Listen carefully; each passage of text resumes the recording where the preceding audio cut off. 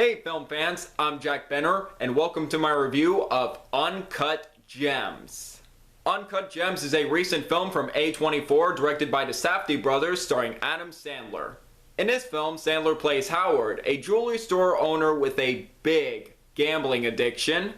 And when he discovers a very rare and expensive gem that he was going to give to a basketball player, Kevin Garnett, it ends up getting lost and he tries to get it back before a lot more bad things happen to him. The main reason I was interested in seeing this film because I always love seeing Adam Sandler take on a dramatic role. Yes, he is known for his Happy Madison comedies, but when you actually give him the right dramatic role, the right director, and the right script that he can work well with, he's actually a really good actor. In particular, check out the movie Punch Drunk Love, directed by Paul Thomas Anderson. He is fantastic in that movie, and I believe that is the first film to show that Adam Sandler has range. As well as over the years, like in Reign Over Me, Funny People, or even a silly Adam Sandler comedy that I thought he did a good job acting in the dramatic scenes is Click. And also, this is an A24 film, and I think this is a company that has been doing a very good job over the years. With The Spectacular Now, Moonlight, The Disaster Artist, Good Time, and many others. And I was hearing great things before seeing this movie, and I actually did see Uncut Gems in theaters in January, and I was planning on doing a review, but I haven't had the time or the motivation to do a review. However, since this film is coming out on Blu-ray and DVD this Tuesday, I thought this would be my chance to talk about it. And just to say, Uncut Gems, wow. What a movie this was. So freaking great. First, right out of the way, this is Adam Sandler's best performance in years. This character is a terrible person. Just how huge his gambling addiction is, he's very greedy, he cheats on his wife. Honestly, this character should have been just unlikable and you should hate him throughout, but with Adam Sandler in the role, he kind of makes this character likable. Just with his charm, humor, and even adding a sympathetic side to the character, I actually wanted him to succeed by the end of this movie. And honestly, Adam Sandler should have been nominated for Best Actor for this performance. If anything in Uncut Gems deserved an Oscar nomination, it should have been Sandler. But that's not to say there are no other good performances in this movie. There definitely are some really good and convincing performances as well. From Idina Menzel, Lakeith Stanfield, who I like seeing show up in a bunch of movies.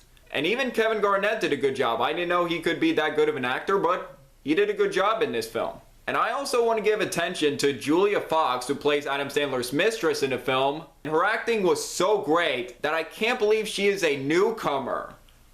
I hope she continues acting and gets more roles in Hollywood. She has a bright future. This film is directed by the Safdie brothers, who directed another A24 film, Good Time, that came out in 2017. And I watched that movie recently. It is really good. It's a very well directed thriller that's also a race against time thriller. And Robert Pattinson is absolutely fantastic in that movie. Definitely check that film out. I love the way they build tension. I am really liking their style with this and Good Time. Just how they make this movie more intense and stressful as it goes on with many more bad decisions Sandler's character makes in this movie. My heart was pounding so much during this movie. And whatever their next film is, I definitely want to watch it. I am loving these two directors. And I also really like the musical score in this movie. The Inside the Opal, it kind of gave me an 80s feel and I liked it. And finally, the ending of the film. Now, I can see why someone would dislike this ending or find it sad, and those who have seen the movie will likely know what I'm talking about of what happened was very abrupt and shocking, and honestly, it had to go that way.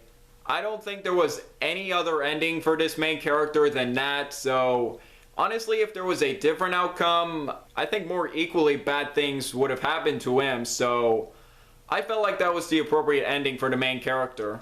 As for issues or nitpicks, honestly, the only minor ending I have with Uncut Gems is the beginning. It does take a bit of a while to get going, but that's about it. I can't find anything else bad to say about this film.